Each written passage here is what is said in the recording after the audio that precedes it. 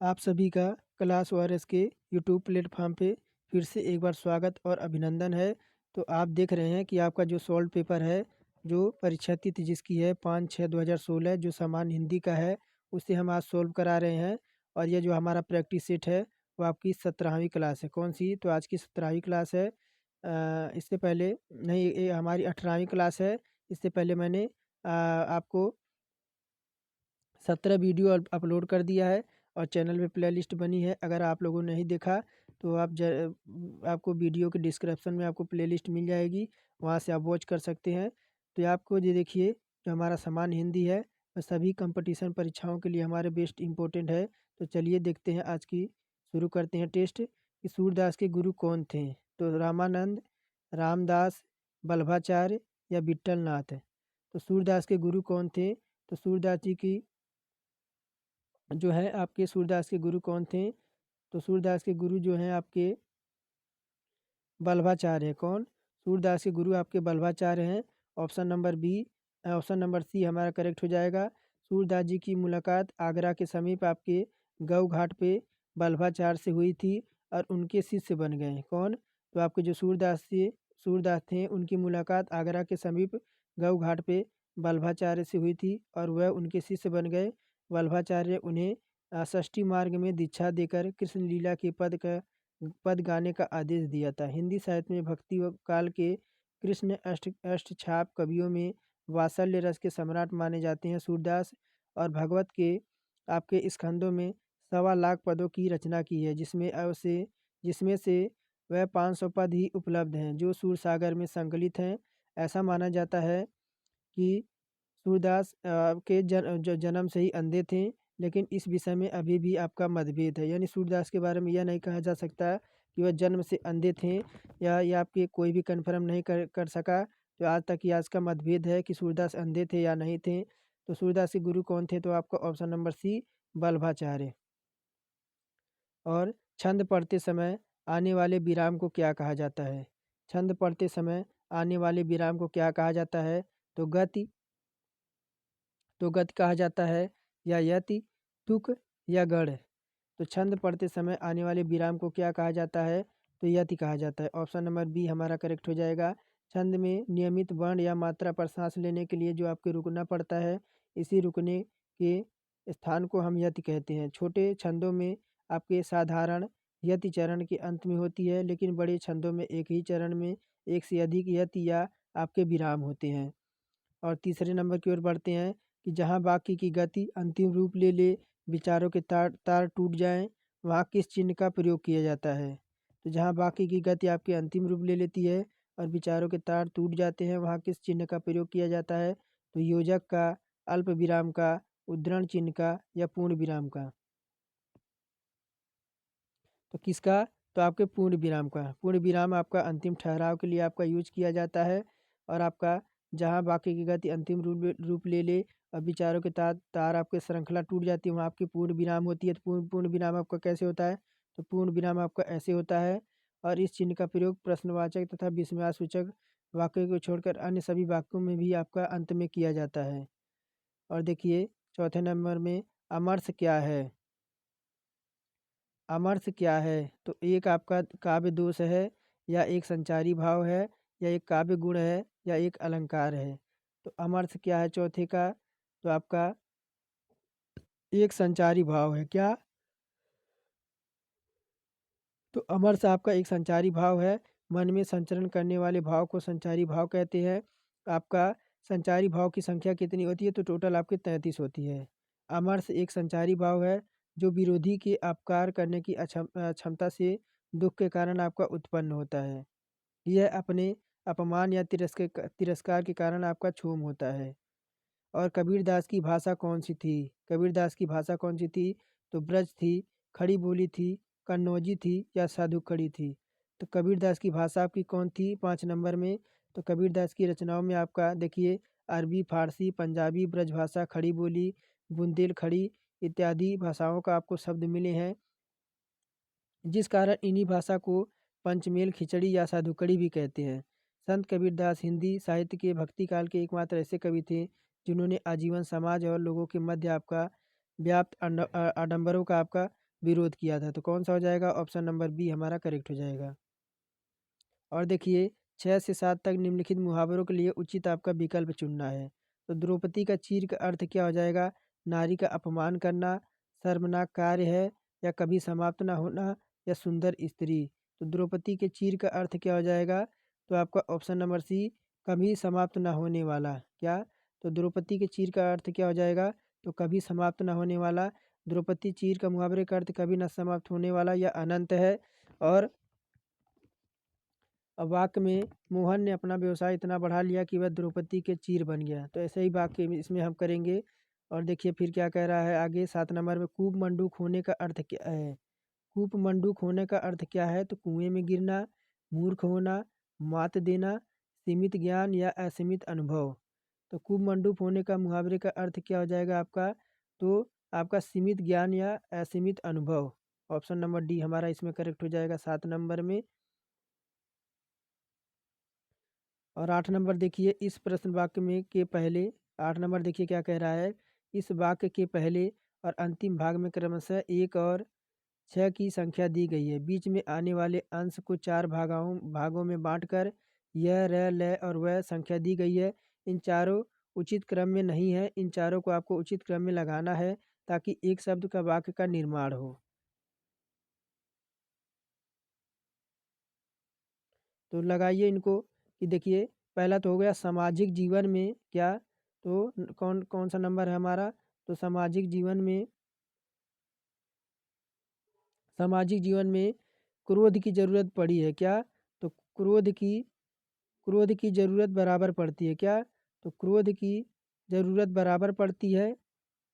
यह पहला नंबर ये हो गया, क्रोध की ज़रूरत बराबर पड़ती है। यदि क्रोध ना होता यदि क्रोध ना होता क्या? तो यदि क्रोध ना होता, ऐसे ही हमें मिलान करना है। क्रोध ना होता तो मनुष्य दूसरों के द्वारा पहुंचाए जाने वाले कष्टों को चीर क्या? तो मनुष्य दूसरे के द्वारा पहुंचाए जाने वाले कष्टों को चीर से क्या?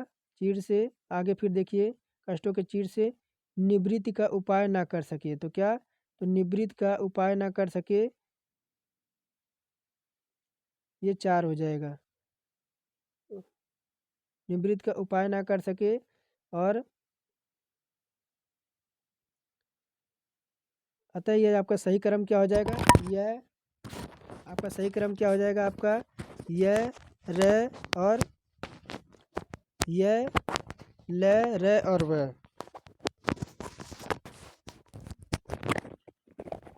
कौन सा हो जाएगा? तो आपका ऑप्शन नंबर क्या मिल रहा है? तो आपका पहला तो यह आ जाएगा। यह किस में है? तो आपका ऑप्शन नंबर ए ही इसमें हमारा करेक्ट हो जाएगा 9 में। कौन सा? तो 9 में ए हमारा करेक्ट हो जाएगा। यह, ल, र और वह। और देखिए 9 नंबर क्या कर दिए गए वाक्यांश के एक शब्द का चयन कीजिए कि पूरब और उत्तर के बीच की दिशा को क्या कहते हैं? तो आग्नेय, ईशान, वायव्य या नैऋत्य। तो पूरब और उत्तर के बीच की दिशा को क्या कहते हैं? 9 नंबर में क्या कहते हैं? तो इसे हम क्या कहते हैं? ईशान कहते हैं। ऑप्शन नंबर बी हमारा करेक्ट हो जाएगा। जबकि पूरब और दक्षिण के मध्य की दिशा को क्या कहते हैं? क्या? तो आग्नेय कहते हैं। क्या? तो आपके पूरब और दक्षिण के मध्य की दिशा को आग्नेय कहते हैं।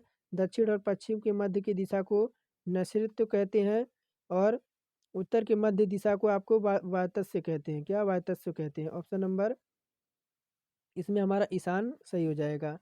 और वलय शब्द का अर्थ चिन्हित कीजिए। वलय का अर्थ क्या हो जाएगा? तो वृक्ष की छाल, गोलाकार घेरा, मृग छाल या आवरण। तो वलय शब्द का अर्थ चिन्हित कीजिए। क्या हो जाएगा 10 नंबर में? तो वलय का अर्थ क्या हो जाएगा? तो ऑप्शन नंबर बी, गोलाकार घेरा। ऑप्शन नंबर बी हमारा करेक्ट हो जाएगा। आगे देखिए, नीचे दिए गए शब्दों में से उस अव्यव समास का चयन कीजिए। अव्ययभाव समास का चयन करना है। तो पाप पुण्य है, आजीवन है, घुड़सवार है या पीतम्बर है। तो आपका अव्ययभाव समास किस में है? आपका 11 में। तो आपका आजीवन में। किस में? तो आपका आजीवन में। जिस समास का पहला पद अव्यय तथा प्रधान हो उसे अव्ययभाव समास कहते हैं। जैसे आपका प्रतिदिन हो गया, अनुरूप हो गया, आजन्म हो गया, आजीवन हो गया। और ठीक समय पर आ जाना में कौन सा कारक है? तो कर्म कारक है। करण कारक है, संप्रदान कारक है या अधिकरण कारक है। तो ठीक समय पर आ जाना में आपका कौन सा कारक है 12 नंबर में? तो आपका अधिकरण कारक है। किसे? तो आपका अधिकरण कारक है। वह कारक जो क्रिया के समय, स्थान, अवसर आदि का बोध कराए उसे अधिकरण कारक कहते हैं। जैसे मोहन दिल्ली गया, मैं सुबह 4 बजे उठी। मंदिर और मदिरा युक्त का उपर्युक्त अर्थ वाले युग्म का आपको चयन करना है। तो मंदिर और मंदिरा युग्म का उपर्युक्त अर्थ वाला युग्म कौन सा होगा? तो पूजा घर पुजारी, घर घर घर और सवारी, गुफा और बड़ा गुफा, दिवालय या अश्वशालय। तो 13 का कौन सा हो जाएगा? तो 13 का हो जाएगा दिवालय और अश्वशाला। क्या? दिवालिया और अश्वशाला मंदिर और मदिरा का होगा। और 14 नंबर देखिए, निम्नलिखित में से मिश्र वाक्य बताइए। मिश्र वाक्य कौन सा हो जाएगा 14 नंबर में? 14 नंबर में आपका मिश्र वाक्य कौन सा होगा? तो मेरे आते ही वर्षा होने लगी, ये नहीं है। और उसके जाने के बाद वर्षा होने लगी, ये भी नहीं है। वह घर से निकला और वर्षा होने लगी, ये भी नहीं है। जो ही वह घर से निकला वर्षा होने लगी, इसमें हमारा मिश्र वाक्य है। किसमें? तो ऑप्शन नंबर डी में। तो जिन वाक्यों में एक प्रधान उपवाक्य हो तथा उसमें आपका दूसरा आश्रित गौण उपवाक्यों, दोनों वाक्य आपस में जब तब जहाँ वहाँ अगर इत्यादि से जोड़ते हैं तो उन वाक्य को मिश्रित वाक्य कहते हैं। जैसे जो ही वह घर से निकला वर्षा होने लगी, मोहन नहीं आता तो सीता चली चली जाती, जहाँ कोयल गाती है वहाँ भीड़ जुटती है। ऐसे हमारे उदाहरण होते हैं। आगे देखिए, 15 से 18 काव्यांश को पढ़िए। अब निम्नलिखित प्रश्नों के उत्तर दीजिए।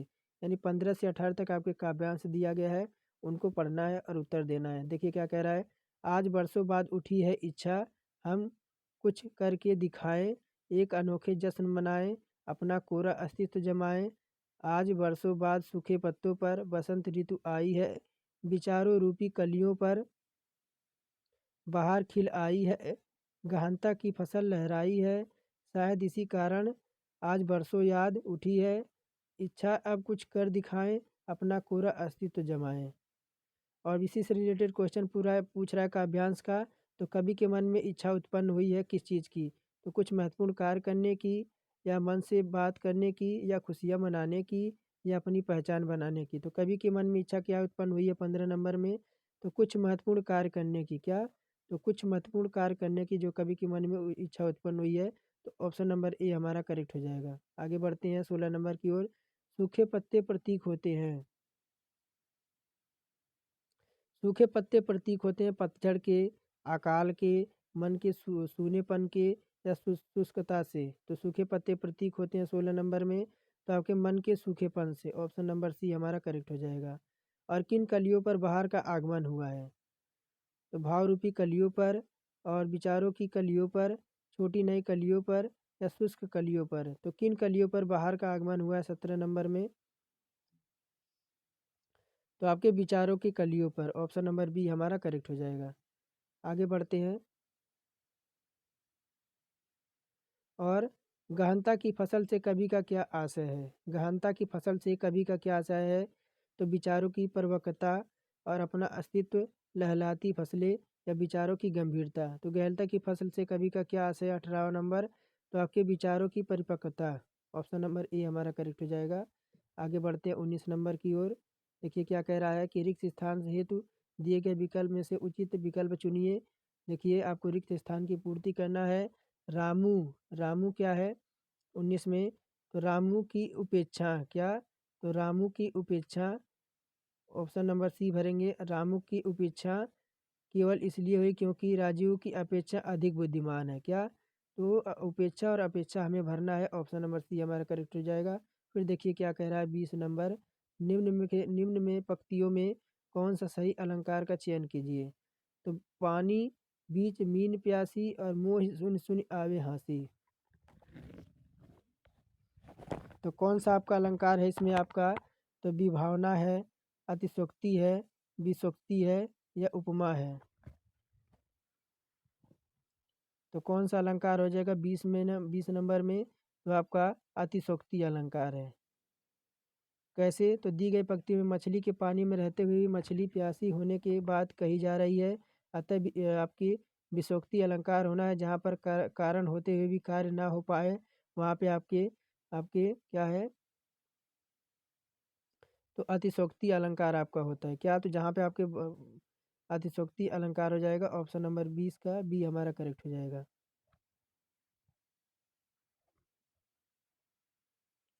और 21 नंबर देखिए क्या कह रहा है कि निम्नलिखित में से किस विकल्प में सभी शब्द आपके व्यक्तिवाचक संज्ञाएं हैं। तो राम, रामचरित मानस और गंगा किसमें आपका व्यक्तिवाचक संज्ञा है, तो कृष्ण, कामायनी और मिठास, लखनऊ, असम और बुढ़ापा, ममता, वकील और पुस्तक। बताइए किसमें आपका व्यक्तिवाचक है, तो व्यक्तिवाचक किसमें हो जाएगा, तो ए में कैसे, तो राम एक है, रामचरितमानस बुक एक है और गंगा नदी आपकी एक है, ये हमारे हो जाएंगे व्यक्तिवाचक। और 22 नंबर देखिए क्या कह रहा है, निम्नलिखित में से गंगा का पर्यायवाची नहीं है। गंगा का पर्यायवाची कौन सा नहीं है, तो मंदाकिनी, भगीरथी, कालिंदी या सुरसरिता। तो निम्नलिखित में गंगा का पर्यायवाची कौन सा नहीं है 22 नंबर में, तो आपका कालिंदी। गंगा का पर्यायवाची आपके होंगे जैसे,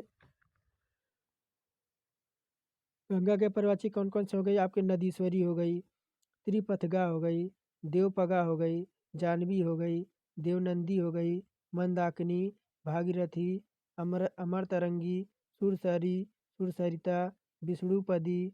और कालिंदी किसकी है, कालिंदी किसकी है, तो कालिंदी आपकी है जो है वह यमुना की पर्यायवाची है, किसकी, तो यमुना की पर्यायवाची।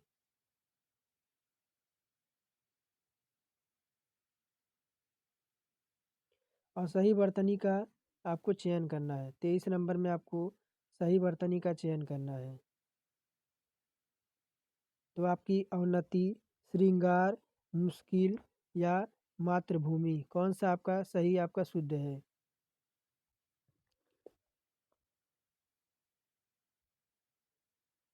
तो कौन सा हमारा सही शुद्ध है, तो option number B, option number B, श्रृंगार जो आपका होता है ऐसे ही होता है, श्रृंगार ऐसे ही होता है। बाकी अवनति, मुश्किल और मातृभूमि ये आपके सही नहीं है। असमूहार्थक शब्द चिन्हित कीजिए, तो पुरुष, स्त्री, मनुष्य और भीड़, इसमें समूहार्थक शब्द आपको चिन्हित करना है 24 नंबर में। तो डी जो है आपकी भीड़ होती है, भीड़ में आपका समूहार्थक हो जाएगा। और 25 नंबर देखिए, आंशिक शब्द में प्रत्यय क्या है, आंशिक, आंशिक शब्द में प्रत्यय क्या है, तो अक है, क है, इक है या सिक है। तो आंशिक में प्रत्यय क्या है, जब आंशिक बोलेंगे तो आपका 25 का क्या निकल जाएगा, तो ऑप्शन नंबर सी निकलेगा, इक। और 26 नंबर देखिए, नीचे दिए गए वाक्यों के त्रुटिपूर्ण खंडों को चिन्हित कीजिए, यदि कोई त्रुटि ना हो तो आपको डी भाग को चूज करना है। तो पुलिस द्वारा चोरी का माल बरामद हो गया, कोई त्रुटि नहीं है। तो 26 में क्या हो जाएगा, तो आपका ए में है क्या, तो पुलिस द्वारा क्या, तो पुलिस की कार्यवाही द्वारा, यहाँ क्या पुलिस द्वारा नहीं होना चाहिए था, पुलिस की कार्यवाही द्वारा, इसी में हमारी त्रुटि है, पुलिस की कार्यवाही द्वारा क्या, तो आपकी 26 नंबर है, पुलिस की कार्यवाही द्वारा चोरी की माल बरामद हो गया।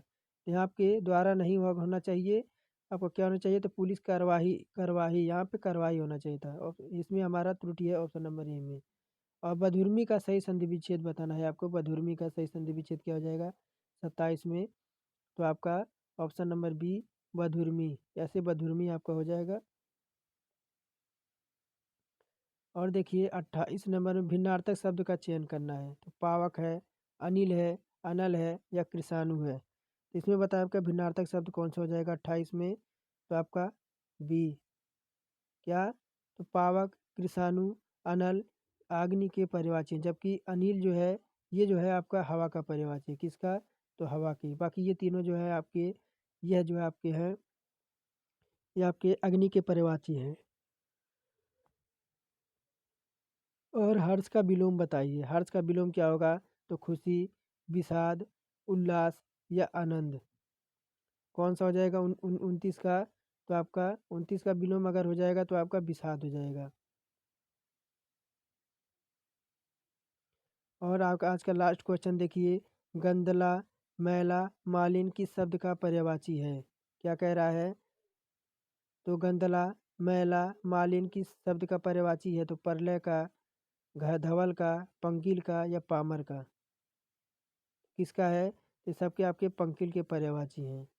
तो ये थे हमारे टॉप 30 क्वेश्चन जो कि आपके प्रीवियस ईयर से थे सामान्य ज्ञान के लिए।